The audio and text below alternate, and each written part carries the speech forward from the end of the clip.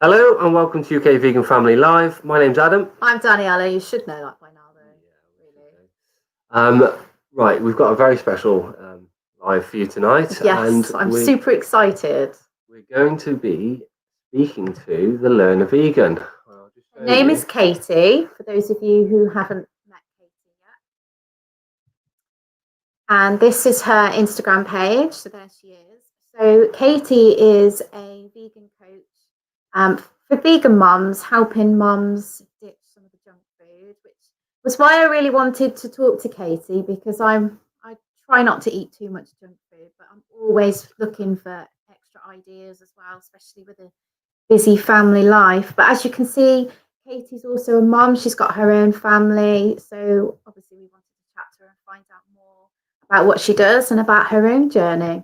And she also has a website as well, as you can see there.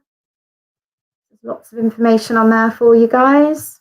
So if you want to start your journey, you just put your name here, email her, and I'm sure she'll get back in touch with you on how to ditch the junk food. We'll bring her in. So let's bring her into the studio. Hello. Hello. Hi, guys. Hey. That was a lovely introduction. Thank you. I feel quite hyped up now. Yay. How are you doing? You okay? Yeah, I'm good. Busy. As you probably know as parents as well. About 20 minutes ago, I was putting the baby to bed and my husband was putting the 5-year-old to bed. And those of you that don't know, I've got 2 daughters. One's 5 and the other is 10 months. So oh, wow. All going on at bedtime in this house. So it's quite nice to be downstairs in the living room, chilling out at 8 o'clock without any children. So happy to be doing it. That sounds like heaven. And you look beautiful tonight. You look really well as well. Oh, really Thank you. So, who's in the house tonight then? Let's say hello. I'm Easy Vegan. Hello. I just want to stop at Angharad, actually, guys. So, if you haven't seen Angharad's life before, she was Melody on CBeebies, and she is absolutely fantastic. Really wonderful family, and at some point very soon they're actually going to come on our stream and they're going to chat. I'm going to chat with them, so do subscribe to her channel. She's a lovely young lady. Do check her out. Okay, we've got Grumpy Vegan Grandad here. Yes, he's in the house.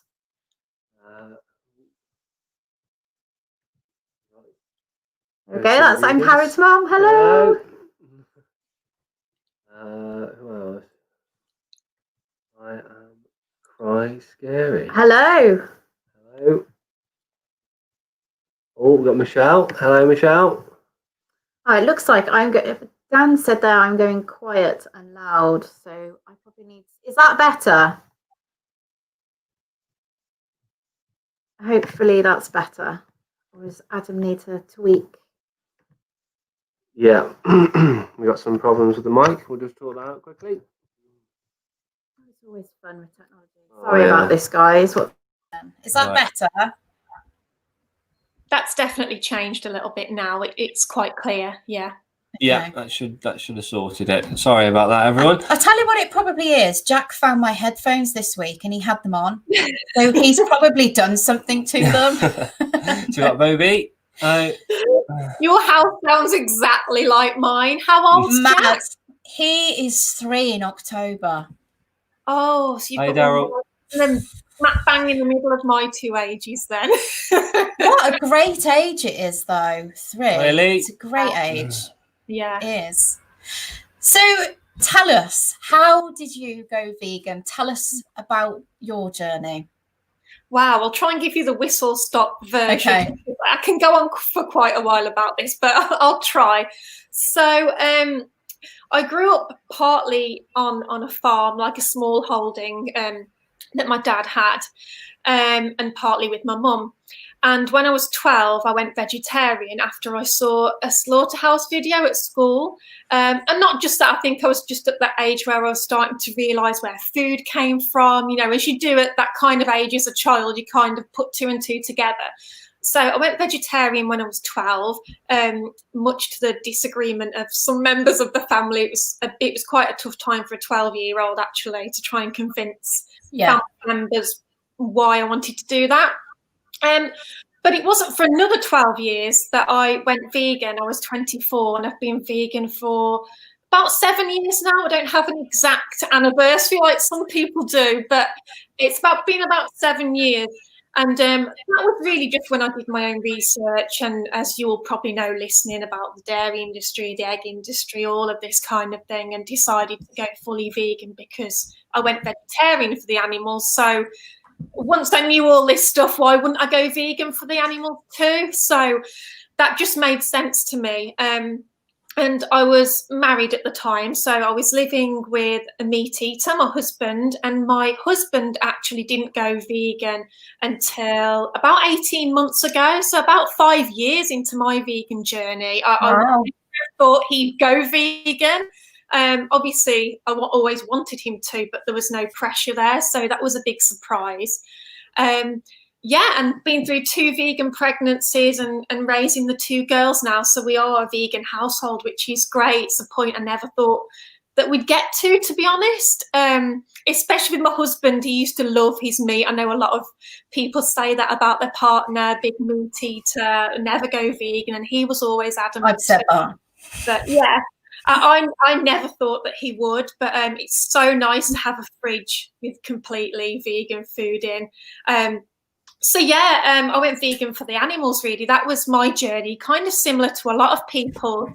But the health side of it and the coaching side kind of came in a couple of years ago when I was a bit of a junk food vegan. But after I had my first daughter, I wanted to lose a bit of weight. I wanted to feel more energetic. I felt that the foods I was eating, all the biscuits and the cake, all the lovely vegan food you can get in the shop now, I felt like it just wasn't doing my body any good. I needed the energy, especially being a busy mum. So I looked more into plant-based diet, eating more whole foods. And that's when I got more into the health side of veganism as well. So it became 2-pronged for me, the animals and the health side. And, the rest is history. They say I kind of got into coaching and all of that from that point onwards. That's absolutely fascinating to hear. The fact that, you were raised in like a farm life. I'd love to talk more about that. But your journey is really inspiring. And I guess as well, like when you were pregnant and your husband, was obviously supportive of your veganism. Did he at ever question you being vegan, being pregnant and raising your children vegan? Definitely not being pregnant. I think when our first child was born, he was still eating meat. Our second daughter, she's only 10 months old, so that was the obvious choice for us, her being vegan, because he was vegan too, all the rest of us were. But yeah, it was a conversation we had to have, and we did agree initially that she would be vegetarian. That was our compromise. So he had no problem with me going through the pregnancy as a vegan, or my body, my choice, and all that kind of thing. But definitely he didn't know much about the nutrition side of being vegan. And I think when people don't know about that, there are a lot of those myths that come out, such as not getting enough protein and all the rest of it, So I think he was thinking, for a young child, for a baby who's just starting to wean, she needs to not be fully vegan. So that was our initial compromise, actually, her being vegetarian, but obviously things change from that point. Yeah, I can relate to that. I say, obviously I was raised vegetarian, and I've always said to Adam, if there's ever children in the mix, there's no question, that's how it would be. Thank you, Grumpy Vegan Grandad. I actually got my sister to straighten my hair earlier because she's had my straightness since February and I didn't know. So I made her drive over here and sort it out. So thanks, Dan. Yeah, so the obviously for us, when we found out about the health benefits as well for a plant-based diet, there was no question about raising Jack vegan. Like, why wouldn't we? We just had to, really. Yeah. I was desperate for both the girls to be vegan, but it's so difficult when you've got a partner who, I mean, I wasn't vegan when we met. I wasn't even vegan when we got married. So obviously it wasn't something that was accepted in the relationship when it began. So we really did have to compromise when our first child came along, because he wanted her to eat like him. I wanted her to be 100% vegan, and the vegetarian was kind of our compromise. But as I say, I get that.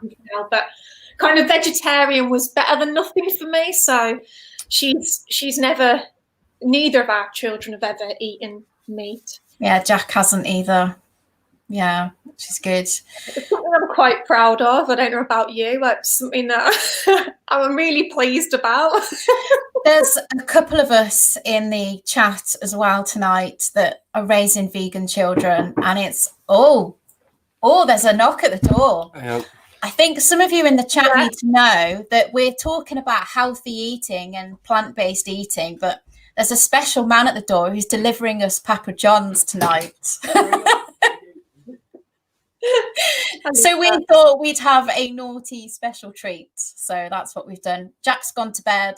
Pizza is here, so we're going to eat some pizza later. So I'm looking forward to that. You're lucky. My daughter can smell pizza or any food a mile off. So even if she was in bed, maybe it's because she's a little bit older, she would be straight down the stairs. Oh no, I couldn't have that. To be fair, when we've had like pizza before, he's not that fussed. Like, we are real big pizza lovers, and he's really not that fussed by it. He just kind of picks at it, really. So it's a bit of a shock, really, but he eats relatively healthy anyway. He doesn't have a great deal of, sort of junk food, but Adam does, so he gets the best of both worlds, really. It's been a long time since I've had a takeaway. Yeah. Well, no, actually, that's a lie. We had Indian last week. Pizza takeaway. Don't know what's happened. Normally we don't do takeaways, but we thought we'd make the most of it. So everything in moderation. Yes, absolutely. Too much. That's what I'm like with the girls. I think if you make a big deal out of the junk food, especially with kids, it just becomes a big temptation then. Yeah, I fully agree with that. I say something that I did when we started him on weaning, I introduced him to cake, probably too young. We started food at 6 months. I've always loved pudding. Like, I have a massive sweet tooth, I'm not going to lie. And he just liked it, like all kids do. And now he's like, can I have a pudding, please, Mommy? And I'm like, yeah, you can have some fruit. It's like, gutted. So your 5-year-old then I'm assuming she's at school now, is she? She is. She's just started year 1, just gone back this week due to COVID. So she missed half of reception because of the coronavirus situation. Yeah. She is at school. She's in year 1 at the moment. How have you found the school? Have they been relatively supportive? Because obviously we get the free school meals now, don't we, in the UK? So have you had a lot of support from the school? Yeah, it's been mixed, really, to be honest. And where I live, there are a few schools that have a vegan menu, but just not schools that I wanted Ellie to go to. Okay. The school that we chose for her to go to, she's the first vegan child to go there. So we kind of had to set a precedent, and we were really starting from scratch with the school in explaining why she's vegan, what she can and can't have. But I wouldn't say it was a difficult process, actually. I thought it was going to be really long-winded and just such a pain to get through and almost an argument with the school, but they've been really good. So we made sure we told them before Ellie started that she was vegan, and that she was entitled to the free school meals. And then we had a sit-down meeting for about half an hour with the school cook, who told us what was on the menu that was currently vegan, and things that she could order in if Ellie was going to have school dinners permanently, that it'd be cost effective for them to order in, as long as she wasn't going to chop and change between lunch boxes and school dinners, because I guess the school have to think about the cost as well. but they were great with it actually, and they get a variety of things in now. I mean, before it was really just jacket potato with baked beans, veggie burger, quite a plain kind of pasta that was vegan on their menu. They've got corn on there, but it's not the vegan corn. So, you know, they had good veggie options, but not so much vegan, only a few things that were accidentally vegan. But it's educated the cook a little bit. She's been reading the labels and looking at what she can order in. So it's been really positive, actually. I think it's easier than people think to get the school to do that. Okay. Because obviously for us, Jack isn't yet at school. He's got a couple of years yet. So I've got a lot of questions around school, and, you know, he doesn't start until I think it's 2022, because he's October, so he won't start till, you know, then. But yeah, Ellie's the youngest in her year, so she's only 5, but she's in year 1. So yeah. I think with the school, if I'm honest, the most difficult thing is not the dinners, but say, not so much in older years, but in nursery and reception, say they might give them a little chocolate now and then to bring home, a chocolate coin or something to say well done, or at Christmas I'll get a little goodie bag with a few bits and bobs in. And the teachers don't often remember that, because they're not the cook, the school chef, they're not really thinking of the food element, they're focused on the teaching. You'll get things like that come home, and then you've got the difficult conversation of a young child obviously wants to eat it, that they're not 100% understanding why they can't have it, and you have to explain that and offer an alternative. So I think there's a difficulty in that respect, but in terms of the actual school dinners, I think a lot of schools are coming around now with that.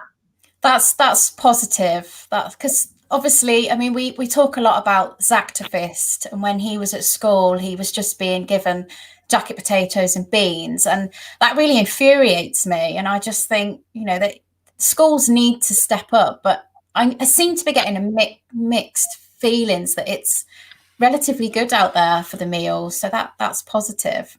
One thing I would say is, I think it was Marissa, when we spoke to her on Monday, her children actually ask, is this vegan?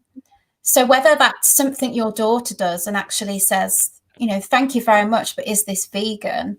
And it might make them perhaps think, you know, oh, actually, yes.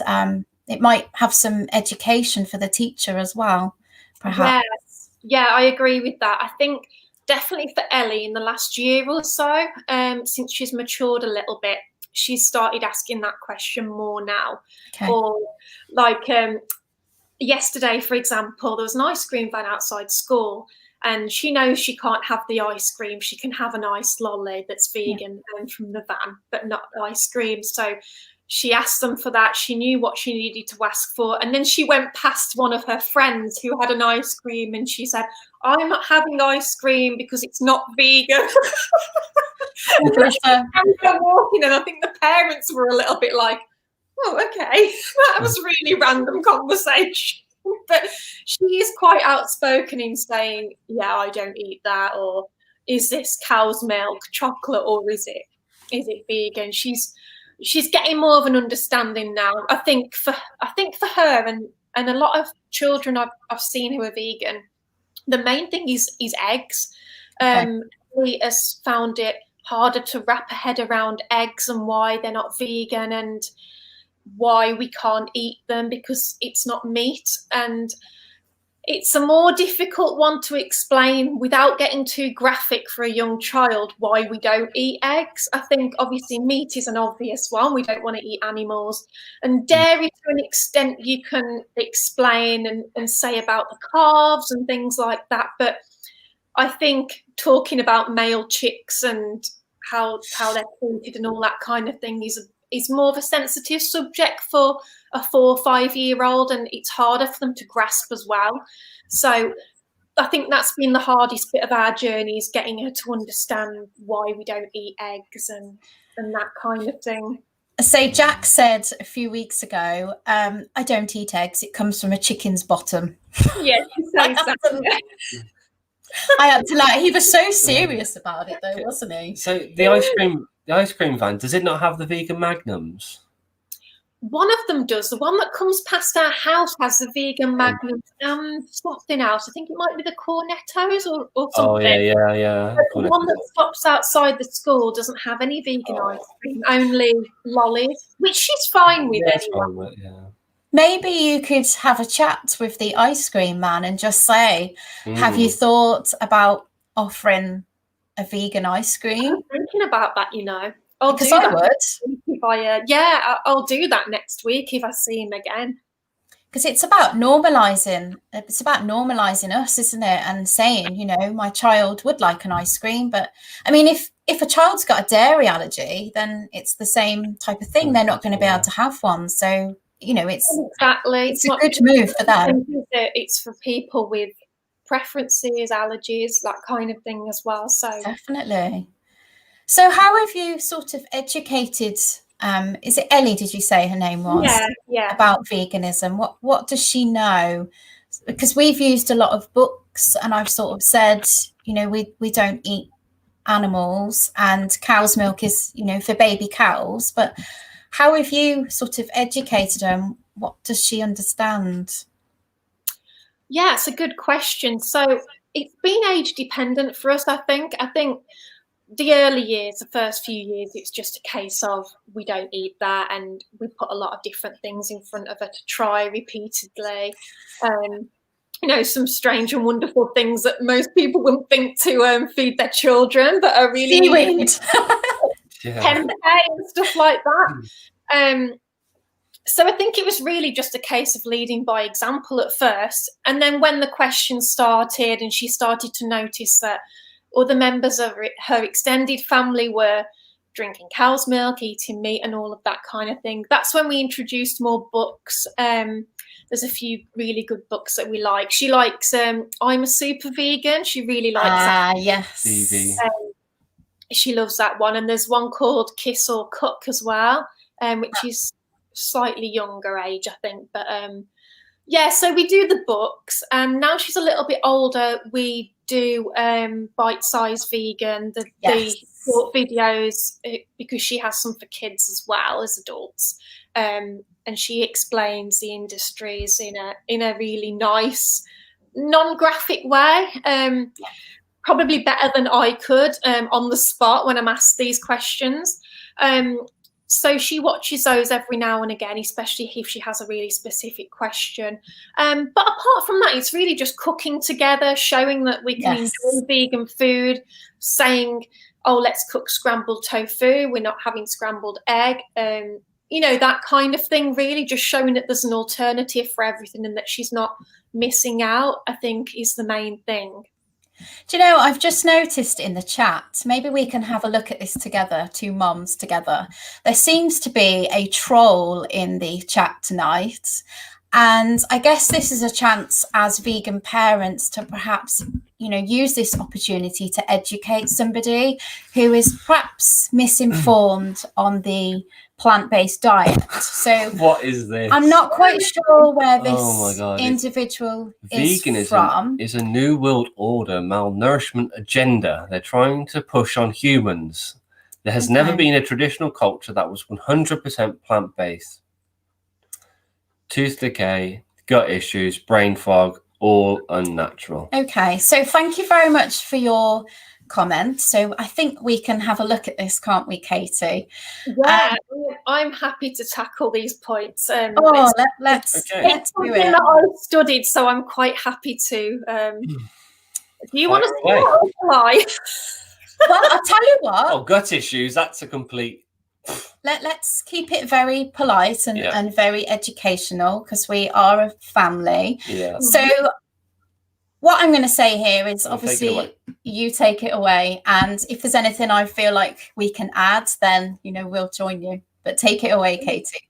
Are you able to bring the comment back up? Yeah, I'll bring it back up. Yeah, just because there's a few things to refer to here, I think. Okay. I think the first thing I'll say is about there not being a traditional culture that's 100% plant-based. I think humans have evolved in so many ways, and there's actually a lot of evidence to suggest that the very first humans that were less like chimps and monkeys were herbivores, and humans started off as scavengers. So we would have whatever we could get our hands on. So we would eat some bugs and some meat, but because we couldn't catch the meat ourselves and we couldn't cook it because there was no fire yet, we hadn't discovered the use of fire, it would be other animals, you know, scavenged meat, that kind of thing. We would mainly be living from berries, nuts, seeds, that kind of thing. It was a case of getting our hands on what we could. And I think these days, because we can get our hands on tens of thousands of fruits and vegetables and legumes and all of these kinds of things, there's no need to eat meat. It was pure survival then. It was something that we needed to do. We might not be around now if we didn't do that. But it's not a necessity. We have a choice now. We're in an age where we can choose what we eat. We can choose to be compassionate. And gosh, where do I start with the rest of it, really? All I can say is I know people who have been vegan their entire life. I've been vegan for 7 years. I've gone through 2 plant-based pregnancies. My bloods are some of the healthiest that the midwives and doctors had ever seen through pregnancy. They thought that there would be all kinds of deficiencies, but no. And the recovery process was good too. Yeah, gosh, it's so hard to know what to say because it hasn't been my experience whatsoever, and those of people around me. And my children's bloods are good too. My child's never eaten meat. She is very happy, healthy. She's mentally advanced for her age as well. So I know that I can say with the brain fog, the gut issues, we've never had a problem with her or myself. As a health coach, my gut issues were actually made so much better when I became plant-based, not junk food vegan, as I call it, but more plant-based, more whole foods, because that's what our body is made to digest. We do not have canine teeth like lions do. We don't have claws, so we're not genetically and biologically made up to go out and kill meat and consume it. Our intestines are too long to digest meat, and that's why meat sits and starts decaying in our body, which is a horrible thing to think of, but it does. It starts to decay in our intestines because they're not the same as lions and other carnivores, and they're not made to process the meat quickly. So on a plant-based diet, you eat probably larger quantities because it takes up less space in your stomach, but you have less gut issues because you're going to the toilet more regularly, your digestive system's working, it's processing the energy from the food more quickly and then getting rid of the waste quickly so you can eat again and that kind of thing. So without going into too much kind of techie nutrition detail there, I guess that's my response, is that from personal experience and from peer-reviewed research, that is definitely not the case. And the only studies I've seen that do say these things about veganism are ones that are funded by the meat and dairy industry. Exactly. It's really important when you read reports in newspapers or in scientific journals to be aware of who they're funded by or who they're written by and who's paying for it, because all of the objective studies that I've seen are promoting veganism and saying that it is 100% fine and adequate for a healthy life. Yeah, that's absolutely perfect. I mean, there's a lot of research has to go on in order to provide a piece of, like, a document. So over here, we've got the British Dietetic Association, and a lot of people seem to think that it's actually run by vegans, but it isn't. It's their association. And they actually say that a well-planned plant-based diet is suitable for all stages of life, including infancy, breastfeeding, children, older adult, and athletes. I mean, I know this information. I'm looking at it all the time. And actually, we have a dietitian actually coming onto the stream in a few weeks. So this will be something perhaps we can, ask them as well what they think. But you've got so many. I mean, there's a plant-based health professionals as well in the UK, and I got in touch with them and they've given me some of their PDFs, and even they have got information on raising vegan children. And the thing is, as parents, we're looking at nutrition And I would like to ask Taylor Marshall if he knows where to get his selenium from, where he would get various vitamins from, and how he, or does he just think that he gets it from the standard diet? For us as vegan parents, we are making sure that our children are getting everything they need. I just wondered whether he actually knows anything about this, because I work as a health professional within a hospital, and all the things that he is listing here are found within both, if you want to say, omnivores as well. Tooth decay, you only have to look at children that eat too much sweets. They don't have to necessarily be vegan. Gut issues, pretty much everyone in the hospital that has a gut issue at the moment is not vegan. Brain fog, I'm not too sure whether they're just not looking after their omega-3, 6s, looking after their B12s. I don't know. Well, yeah, that's my straight up approach on it. I just think, yeah, I think brain fog as well is a really difficult one to quantify. I mean, what is brain fog? What are the symptoms of that? I know I can say personally that it's I've had a coin term, isn't it? Mental clarity and motivation since going plant-based. So, I mean, that's just a personal opinion. You can only speak from personal experience and research, I think, and that's mine. Yeah, I think we'll quickly move on from that comment. But I'm actually really grateful that somebody put that comment in there, because it's given us a chance to actually talk about it and hopefully educate somebody who was perhaps misinformed on, the evidence that's out there. Yeah. It's good to address these things, or even just encourage people to do some objective research so that maybe they can educate themselves a little bit more on it. Yeah, definitely. So is there anything going on in the chat at the moment? Yeah, I'm just looking through it. There's some good comments back to, because I saw a question from Taylor. Defender of Animals about was it to do with family being? Yeah, here we go. So Katy, do you still have any family in the farming sector?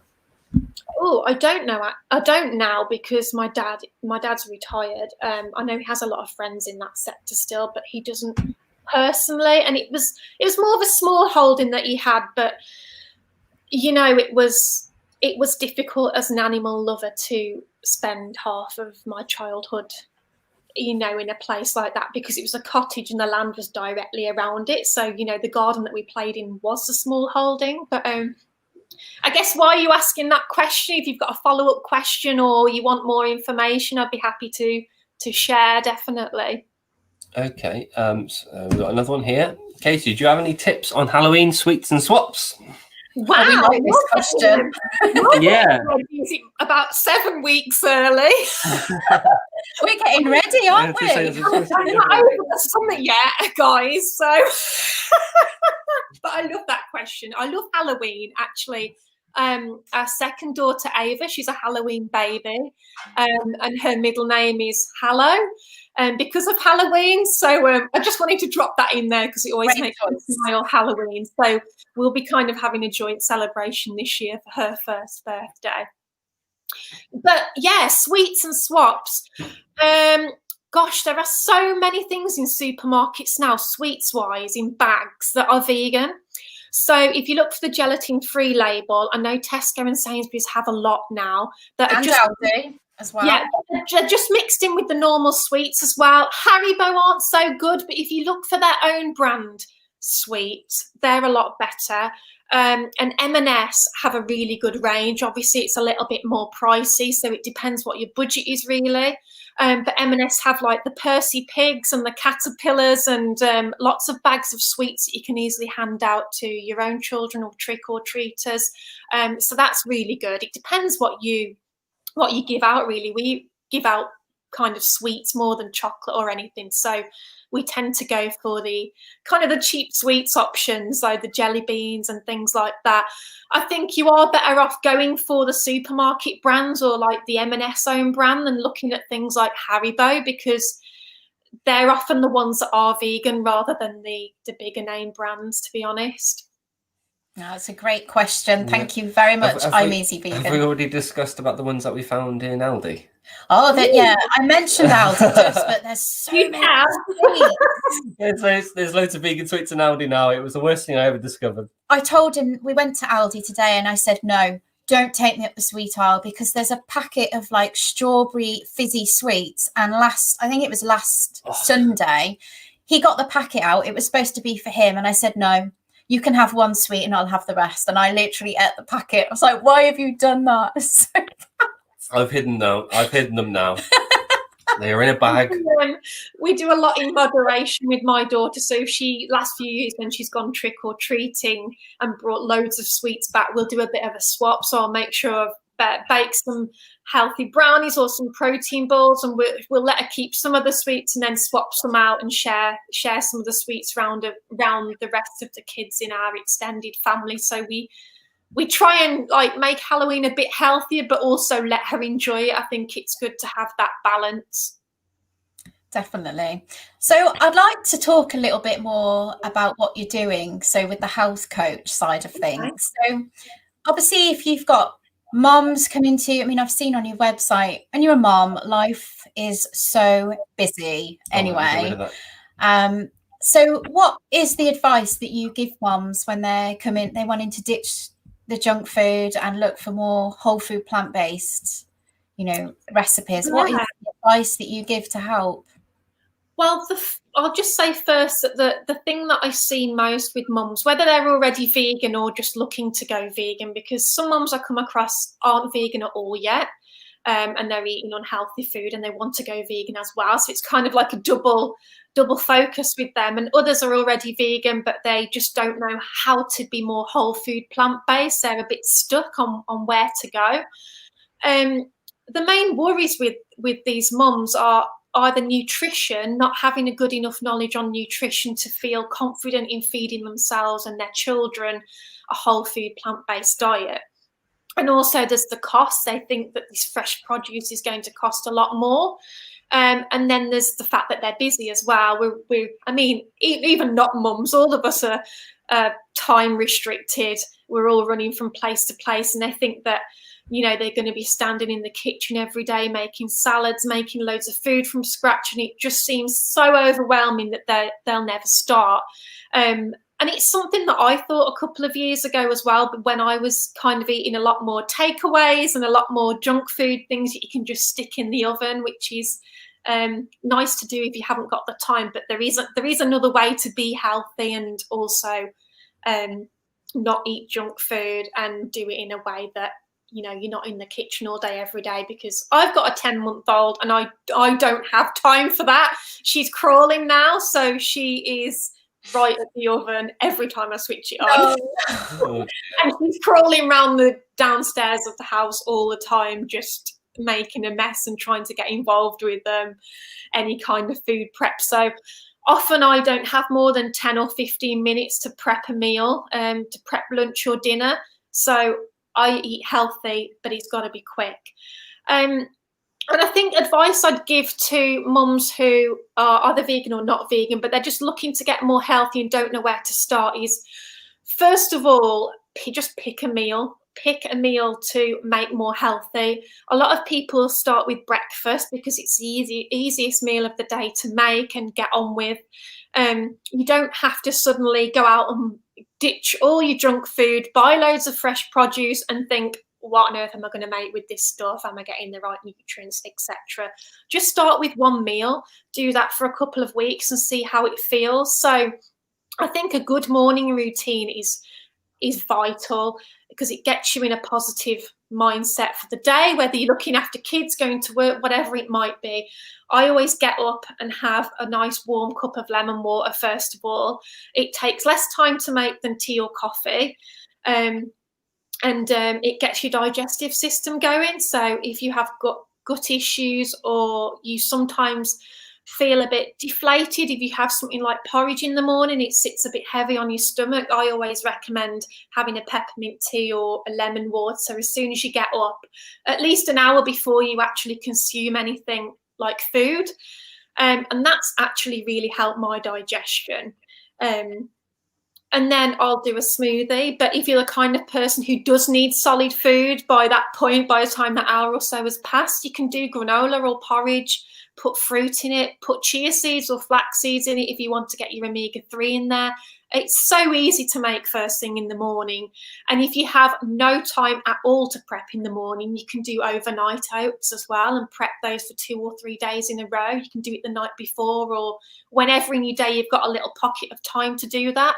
So breakfast is a really easy one to start with by doing the lemon water and either doing a smoothie or healthy granola or porridge. They are really easy changes to make, and they're things that you can make in bulk for the kids as well. If they're up for having porridge or smoothies, make your smoothie or your overnight oats the night before in bulk. We've got a big blender, so I just do a massive smoothie for everyone and share it out, and it's easy that way. Once you get used to making smoothies as well, because that's another thing people can find a bit daunting if they haven't done before. It's a 5-minute job. You just know what you're throwing in, you chuck it all in, blend it up, and you're good to go. It's a really easy process. So I think if there's anyone watching this who wants to be a little bit healthier but just doesn't know where to start, I think the first thing to do is pick a meal and just start with that. Look for some recipes that you're going to enjoy that don't have a high saturated fat and salt content. That have got plenty of protein in, and I always say eat the rainbow, you know, and more colours the better in your food. It's just a case of starting somewhere, and I think that's advice I also give as for people going vegan. Just start somewhere, just start to incorporate vegan foods into your diet, start to do a little bit of research, and go from there. I think people get scared because they think it's an overnight thing or such a huge transition, but it can be a slower transition if you want it to be, and you need that time just to get your head around things. Definitely. And so for us, it was pretty easy. Like it was, I think once we knew about, I mean, as a vegetarian, I was under that impression that and like many of us, cows just eat grass and make milk. Like that, I put my hands up. That was me. I didn't know what was going on. And it was by becoming a mom and feeding Jack that I made that sort of light bulb moment, that connection. But it's so easy, and it's easier than it's ever been because of what's available. But for us as a mom, like a busy family, it's all about batch cooking, and that's how I get through, you know, dinner time. And I freeze it. I make big meals and freeze it. Yeah, that's brilliant advice too, and that's other advice that I give to clients: meal prepping, batch cooking, using a slow cooker, freezing stuff. There's so much you can do, and what you take on board and want to implement will depend on your own lifestyle. But there's something out there that works for everyone in any kind of household, that you can be busy and on the go, but also eat healthy. I think I have a salad every single day. But it's not boring. It's a loaded salad. It'll have a lot of protein and a lot of things involved in it. It won't just be your lettuce, tomato, cucumber, and a bit of something or other. No, it'll be really filling. It'll be a whole plate full, but it's not something I spend ages prepping. If I have an hour or two of time at the beginning of the week or the weekend, I'll chop and prep a lot of salad ready for the week ahead, because it will actually keep for longer than you think it will. Or if I know I'm going to have a really busy week, I will buy bagged salad, which isn't ideal, but if it's eating healthy or not eating healthy, that's the choice that I will make as a one-off. So I think it's thinking about what the priority is and where you need to start. Definitely. I say I like to get a lot of my foods, like the carrots, I like to chop them up ready to have like hummus and carrots in the week, because I'm trying to eat a lot more vegetables now. Like I eat a lot of salads anyway, but I'm trying to incorporate more raw vegetables as well where possible, because it does make me feel a lot better when I'm eating more of the rainbow. Definitely. 100%. Yeah. And I think people don't realize until they do it, and people often think their digestion is okay because they're used to how it's been for their entire life. But if you're feeling bloated after a meal, or you're feeling heavy and like you want to go to sleep, I think that's a bad indication. I mean, sometimes we overeat and we do want to have a little lie down on the sofa after we've had a big meal, especially if we go out to a restaurant. So as a one-off, that's okay. But I think if that's something that you're feeling regularly and you think that's normal, and maybe you have trouble going to the toilet, anything like that, it's an indication that your digestion's not working as it should, and that there's a better way out there for you. I say the digestive thing is quite interesting. I watched one of your lives a few weeks ago, and you had somebody on, didn't you, on Instagram, and you were talking about about the gut, weren't you? And you were saying that a lot of things start in the gut, and I found that really interesting. Yeah, I've been doing a little more research on that myself. The lady Karina I had on, she's a qualified gut nutrition expert, so she knows a lot more in detail than me about gut issues, but that was really insightful. It's just a part of the body people don't think about, and the kind of thing that people don't want to talk about because it's to do with going to the toilet and digestion and potential bloating and issues like that. People don't want to talk about it, but it is an issue that a lot of people have or think is normal, but it's not. You know, your meals should be making you feel energized, light, you know, motivated to get on with the rest of the day, and they should feel like they're fueling you, because food is fuel at the end of the day. Definitely. What's this one here? D Rabbit. Right, my kid refuses smoothies and oats unless I blend and soak oats and dates, cocoa powder, cheese and flax seeds, and enough water not to kill the blender. Making a kind of pudding served with berries. That's a good idea. Yeah, that is. That is. I like that. It says quite a lot of things in there as well. Chia seeds, flax seeds, lots of important things in there. So that's a good one. I'd say if anybody's got any questions for Katy at the moment about the health coach role, then do ask if you have got any. Easy had one. Okay, we'll have a look. You probably noticed we've changed position on the camera, because normally I'm sat there and he's looking over me, looking for the chats of our mood. It's not made it easier. It's not easier. Oh dear. No, it's exactly the same, just in a different place. So while Adam's having a look for some questions, what is your favourite family meal? Oh, wow. Do you know what? I'm the kind of person who has fads with food. Okay. So if you ask me this question today, and then in about 3 weeks' time, it will probably be a completely different thing. At the moment, we're really into pad thai. And so noodles with baked tofu on top. You know, you can cook the baked tofu and just either stick it in the oven for the last few minutes or even in the microwave. And it's actually a bit nicer and spongier if you do that. Yeah, that's our favourite, but our daughter has suddenly decided she doesn't like noodles anymore. Oh. So I'm like, no ramen, no pad thai, no simple stir fries. It's like, They go through stages though of they do. Like that. Yeah, but you like it's a lot of these noodles are too noodly. This porridge is too porridgey.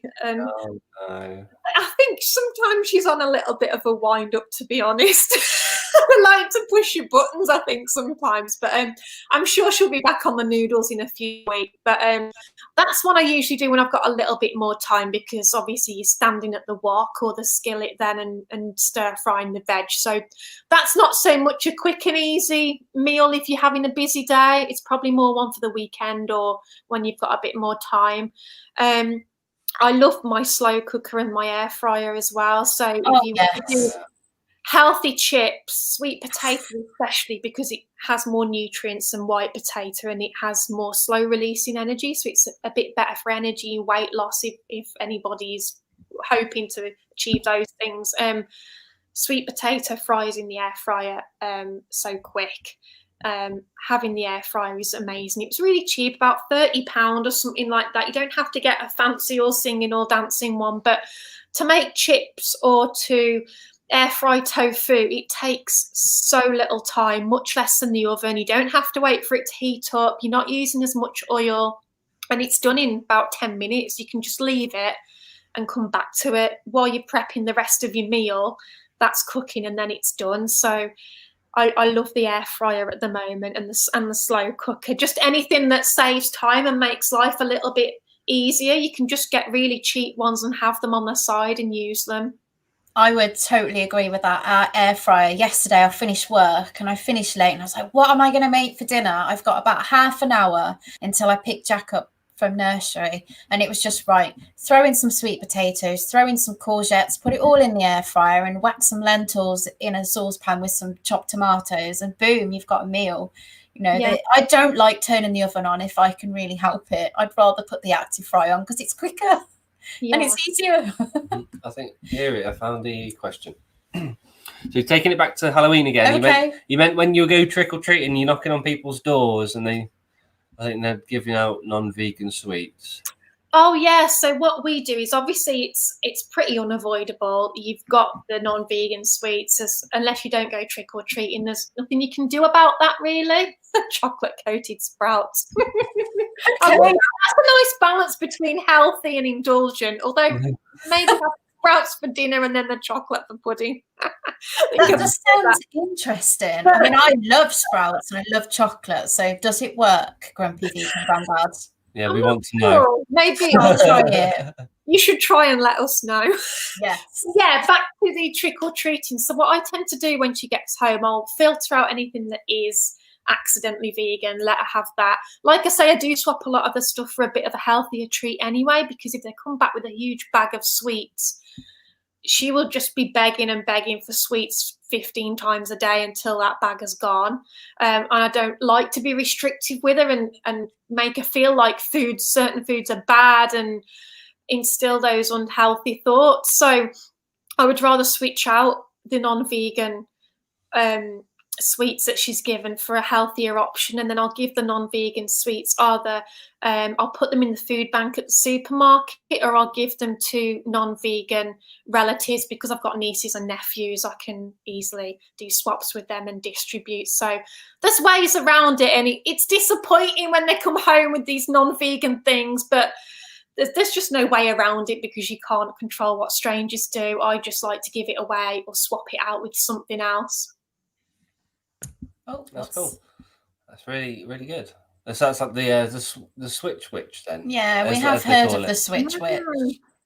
Yeah. It's like when we've gone to birthday parties as well, and we let them know in advance that she's vegan. Yeah. And we say, obviously, we assume the birthday cake won't be vegan, so we'll bring her own cupcake so she's not left out, and it'll be brought out with the other stuff. So we don't want her to be left out. We'll do a little bit of pre-planning for occasions like that. Do you find, though, that usually the host will say, no, it's okay, I'd actually like to find something myself? Do you ever find that? Because we do. A lot do, yeah. A lot do, actually. That's true. I think some might feel overwhelmed, but then you've got the choice of bringing it yourself. I think at the very least, giving them a heads up that you and your child are vegan, you're not trying to offend, but they won't eat X, Y, and Z. So can they provide something, or can you bring your own? You'd be happy to, is just a good way of starting the conversation, because I think if you just turn up with your own food, it can come across as a little bit. No, that's the thing. I'm always upfront and I say, look, thank you so much for the invitation, but we are a vegan family. So what cake are you having? Because ultimately I'll make something very similar and I'll bring it with me, and I'm happy to bring food. And normally they go, no, it's okay. I think we went to one at Christmas and I said to her, no, it's fine. I can totally sort this. She was like, no, look, I really want to do it for you. So just give me a bit of information and I'll do it. And they did, and it was brilliant. Oh, that's so nice. Yes, it is nice when it's nice to hear happy stories like that. And I always hope as well that you're planting a little bit of a seed with people and getting them thinking and that kind of thing. When you're open and direct with people without being pushy about the subject, I think you can start to plant those little seeds too. Definitely. Okay, I just want to bring this up here. I think Angharrad's mum has just made Angharrad some overnight oats for the morning. Tomorrow. I love overnight oats, but I'm all about carrot cake porridge at the moment. There's granola. Oh yeah. I love that. It's my thing. I have it every day. I am loving chocolate chip mint smoothies at the moment. That is my thing. So it's Do you care to share? a banana, 2 or 3 mint leaves if you've got mint leaves. Yeah. It's well worth growing a bit of mint on your windowsill just for this specific smoothie. It's everywhere. It goes everywhere. And then I buy the cacao nibs. I mean, you can put chocolate chips in if you're not eating as healthy, but obviously the cacao nibs, they've got a higher cocoa content, and they're the healthy version of chocolate. So I put those in just near the end, so they're still a little bit crunchy. And then obviously your choice of milk, and if you use flax seeds or protein powder in there, whatever else you put in there. But the main thing is the mint leaves and the cacao nibs. That is a bit like a liquid pudding for your breakfast. So if I'm having a morning where I'm feeling a bit like, oh, I could really eat all the junk food today, that is what I'll have to try and curb that. They do say, don't they, if you start the day off with that sweet sensation, then it tends to help you with the rest of the day. So I might try that tomorrow. Yeah, and just not having a restrictive mindset. I think if you get up and you're like, oh, I can't eat this and I'm not eating junk food and all that, it just tempts you more, doesn't it, I find. So I always have dark chocolate in the house, and have a piece when I fancy it, because it's quite rich. You don't tend to have as much of it as you do normal chocolate. And I'll always have little snacks and stuff in the house, and I'll make smoothies like that feel a little bit like a treat. Yeah. So I definitely don't deprive myself. I just try and make things healthy, and I think that's definitely helped me in not feeling restricted and not feeling like I'm on some kind of diet. Yeah, so I've found a way to bake without oil and sugar, and it seems to be working very well. And we always feel like we're having something, really nice. So it does work. But then, like tonight, we're having a Papa John's, and it is full of oil and processed foods. And it's like, yeah, it's fine. It's fine. It's a one-off. It's moderation, and it's got to be done. That is a brilliant attitude to have. Yeah, I think that's just a brilliant attitude to have, because you're not doing it every single day, so it's not going to impact on your long-term health. You're allowing yourself that treat. You're trying out food, and you're being kind to yourself. I think as long as you're happy with your choice, that's what matters. Don't sit there feeling guilty about eating it, because some people will kind of then binge eat and then feel guilty while they're doing it or after, and then you're not really enjoying the food. So what was the point in doing it? You feel bad during and after. If you do it in moderation and you say to yourself, okay, I'm going to have a takeaway once every fortnight or once every month, and that's going to be my thing, I think that's fine. Yeah, I think it's got to be like that, because otherwise, I've become obsessive over things in the past with food. So it's just about getting it right, isn't it? Yeah, it's not going to affect your nutrition or say weight loss goals, anything like that, just by having a takeaway as a one-off. You don't have to be 100% perfect to be at whatever you want to be. So we always like to ask this question. Ooh. Tofu or tempeh, which is your favourite? I would have to go with tofu, even though I love both. And we had tempeh bacon at lunch today, actually.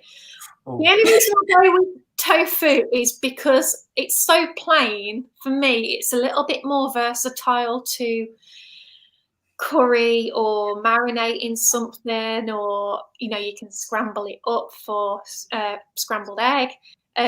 So I'd have to go with the tofu, and it's the girls' preference as well. They're not so keen on that fermented taste of the tempeh just yet, probably when they're a bit older. So I'm going to go with tofu. Yeah, we have a lot of tofu here. Have you ever tried making it yourself, Katie? I've never made it myself. I've actually watched and read some tutorials on making it and other people making it, and it looks like such a great process and really satisfying, but I've never made it. Have you? We tried. You have to order some sort like very. No, we tried to make tempeh, and that was a disaster. Oh. And I ordered the powder, the fermenting powder, and I was so excited. And you have to wait about 48 hours. And I went back in and nothing had changed. But the tofu, no, it didn't matter how much lemon juice I put in this soya milk. It did not do what it was supposed to do. So in the end, it all went down the sink. I was gutted because I really wanted to get into making it, but I've just never bothered since. So maybe I need to try again. It's funny, isn't it? Some things you kind of get into a habit of making a lot, and other things you've just never tried. Like I've never tried making almond milk. I've made oat milk, but not almond milk. Don't know why. I've just never bothered. We make a lot of homemade hummus when we get chance. I mean, we do buy store bought as well because we're quite a busy family. But we will make that sometimes. But yeah, there's some things like tofu tempeh that we've never really attempted. Yeah, I say we might have to try it again and see how it goes. You're making me think about it now. Go first, and then let me know. I probably won't do it on live video though, in case it goes wrong. No. You did it with the wrong beans at the start, didn't you? For the tempeh, yeah, I did. You used what beans? I don't know, but it did say that. I think I did a chickpea one, and it did say you could use chickpeas. That was the recipe, but it didn't work. Didn't work. So, what are the plans for the future then, Katie? What's next for you? Is that family life or business or both maybe? Yeah. Wow. I honestly don't know. We don't really do long-term plans. I'm very much do what feels right at the time. So we like to travel, but that's been kind of put on hold a little bit because of COVID, which I'm sure everybody feels the same. I'm kind of desperate to get Ava out into the world a little bit more. But we've not been on a holiday or anything since she's been born because she was only 4 months old when COVID hit us in the UK. So yeah, it's been a really weird time. So we're kind of seeing how things go at the moment. And I mean, in terms of the health coaching, it's only recently I've really narrowed down to helping mums ditching junk food. That's relatively new for me. Before it was just coaching people to go vegan, making it really simple and easy for them. So quite similar, but I think since becoming a mum and having that experience and learning more, I think that's where my expertise has lay more. And I just gravitated towards, and people gravitated towards me, other mums, people looking to get healthier. So it just made business sense to go down that route. But I do still occasionally, when people reach out, generally help people go vegan. And I'm quite happy doing that at the moment, helping mums kind of ditching the junk food and get towards whatever goals they want to. And I think it's a really good thing to do as well, because mums have a big impact on the rest of the family, their kids, their partner, because, and this is probably going to sound really traditionalist, but we still live in a society where mums make a lot of the meals. Not all families, but we do still live in that kind of society where mums make a lot of the meals and they are the primary kind of caregiver.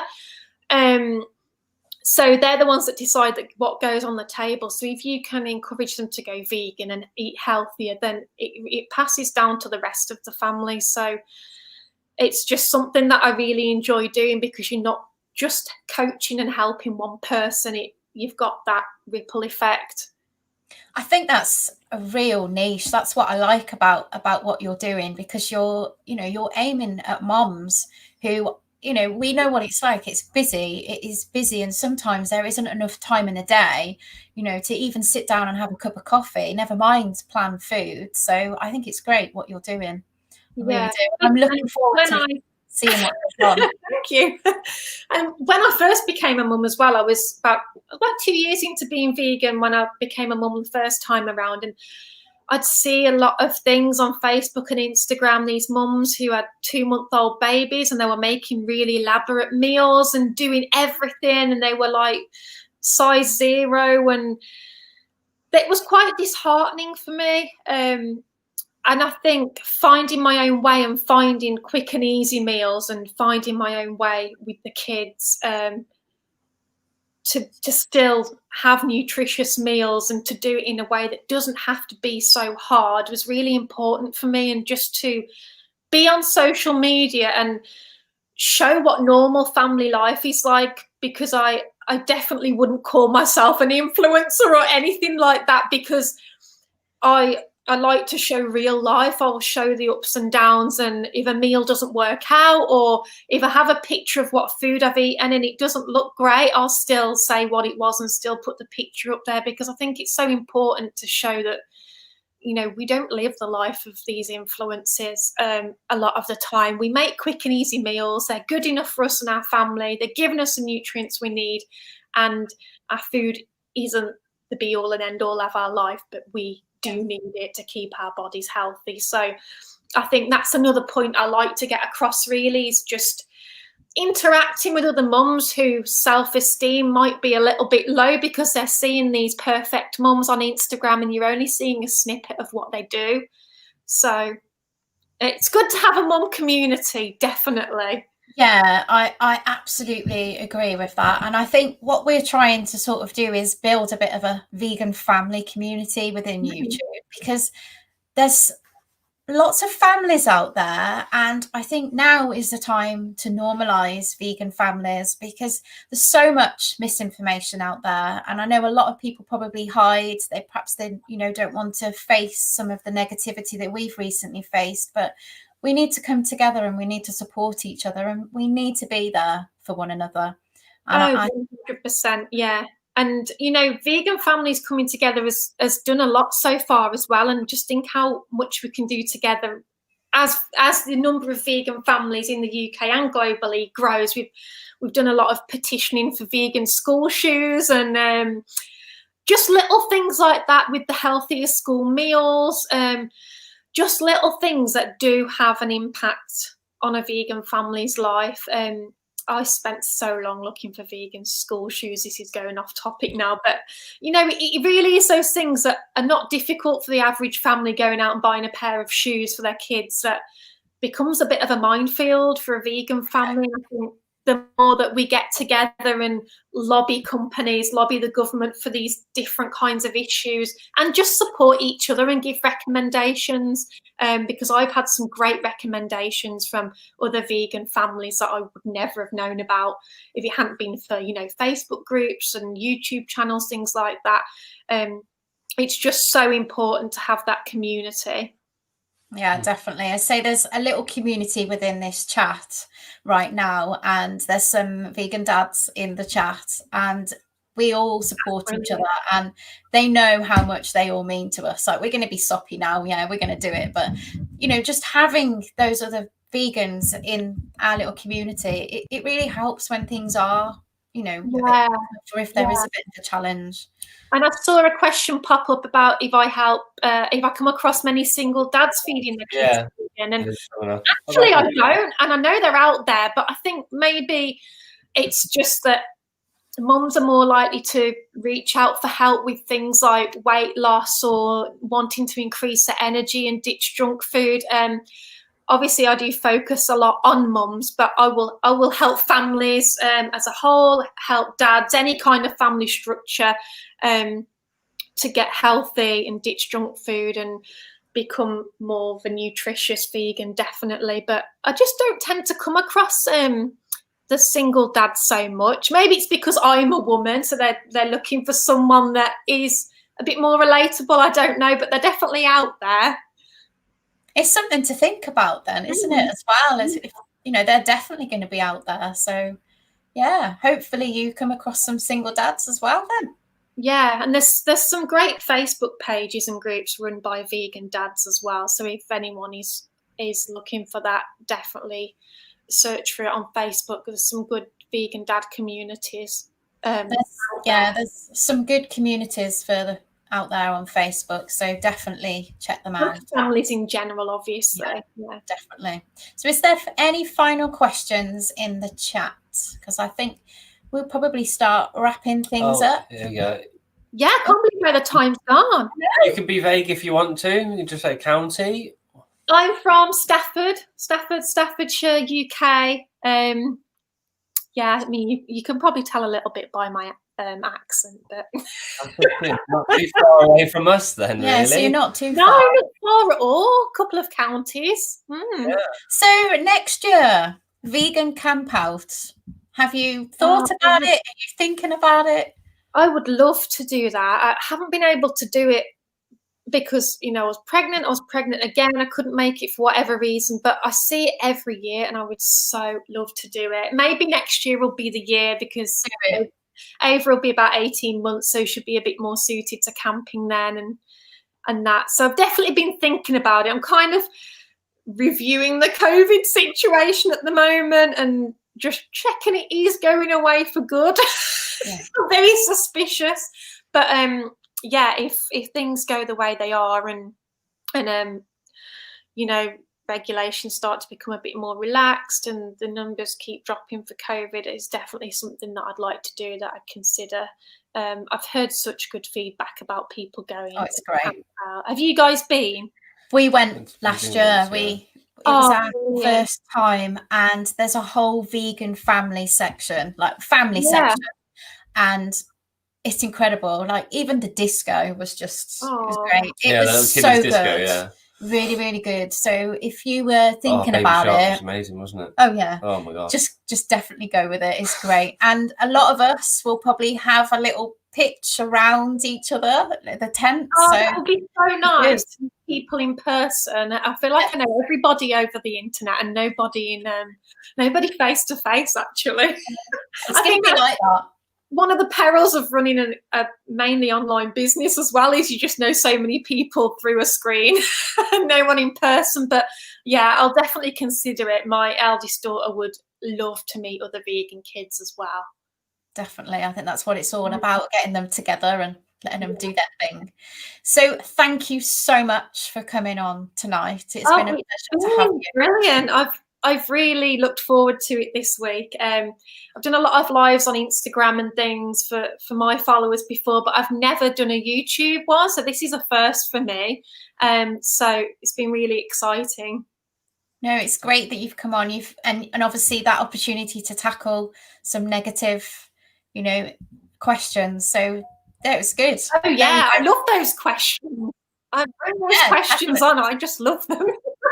We haven't had anything like that yet since we've been doing this, so it was a good time for it to happen. What's this one here from D Rabbit before we go? Okay. I want to know how one gets a teenager to eat the foods that they need to eat in order to get the nutrients. This is a kid raised vegan, briefly vegetarian due to extended family feeding.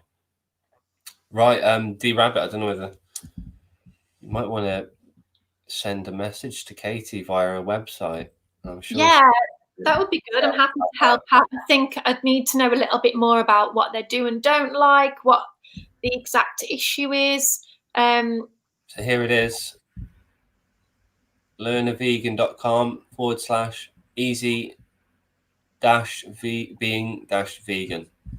Yeah, or I'm just on Facebook, Instagram, all of the channels, just at Learn a Vegan. If you search for me, you want to send me a direct message, that's fine. I'm just wondering, are you just worried generally about nutrition? You're not sure if they're getting what they need, or are they a picky eater and you're worried that they're only eating the same things over and over again? I guess a bit more information would be really good. I say with us, we've obviously got Jack in the kitchen, so I ask him, what do you want to eat? You know, and he'll sometimes say, oh, I'd actually like burgers tonight. So I do. I mean, I don't know enough about teenagers, but I guess letting them have some kind of involvement is always a good way to go. Really. Yeah, definitely. I mean, obviously my kids aren't teenagers, but my nieces and nephews are a lot older than my kids, so they're teenagers. So I've got some experience with that, and I think giving them a choice of a couple of options is really good. So, you know, would you rather have this or this tonight? And say if you're, for example, because the question was a bit vague, I'll kind of just go specific as an example. So say if you're worried about them getting the healthy fats in their diet, offer them two options for the evening meal and say, would you rather have such and such, which includes avocado, or would you rather have this which has coconut oil or is cooked in coconut oil or olive oil or whatever in it instead. So whatever nutrient it is that you're worried about, make sure whatever option you're giving them, both of them have that in, whether it's a hidden ingredient or a really obvious ingredient. Obviously, if you're just cooking in the oil, it's more of a subtle ingredient, whereas if you've got a pile of avocado on the plate and they don't like it, don't try and flog a dead horse. Don't try and force that down their throat. There's always going to be something that they'll eat that has that nutrient in. And I think a lot of us worry a lot more about nutrition than we need to. You know, in the developed world, protein, for example, it's rare to have a protein deficiency unless you live in a developing country, because most food has some level of protein in. So as you eat throughout the day, you're getting those amino acids that you need.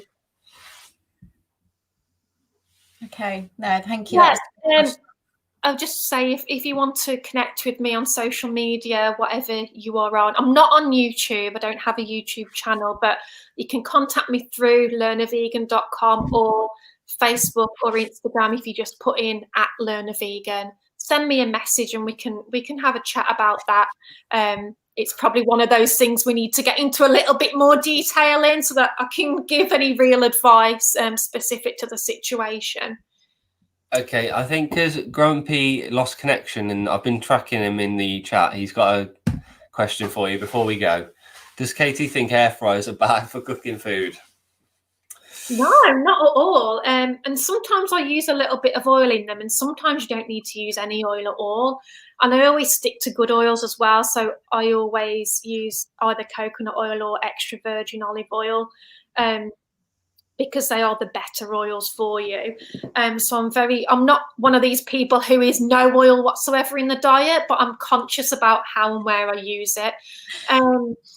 But air fryers, no, definitely not. They're a quick and easy and convenient way of cooking food, and we've really enjoyed. He's just playing around with you. I think it's time Grumpy Vegan Grandad went and got himself an air fryer. Yeah. Yes. Because Because mine you'll and love it. I'll cook you with some nice sweet potato fries and you'll change your mind. Oh yeah, and like our sticky peanut butter tofu is in the air fryer. Like he needs to get one. Grumpy's going to be put on timeout on the moderators. Right. So thank you. Okay. Now that's it. Thank you very much to all the moderators and everybody in the chat tonight for all the questions. And thank you, Katy, for coming on. And I think our next live that we're doing is the 19th of September with a dietitian who is vegan and she's raising her children vegan. And we're going to have quite a good Q&A around nutrition as well. And again, family life. So guys, don't forget to check that one out as well. That's exciting. And we'll see you soon. Thank you so much, guys. And like I say, if anybody does have any situation specific questions, do feel free to connect with me. I'm always happy to, go back and forth and give advice. Definitely. Thanks, guys. Bye. Bye.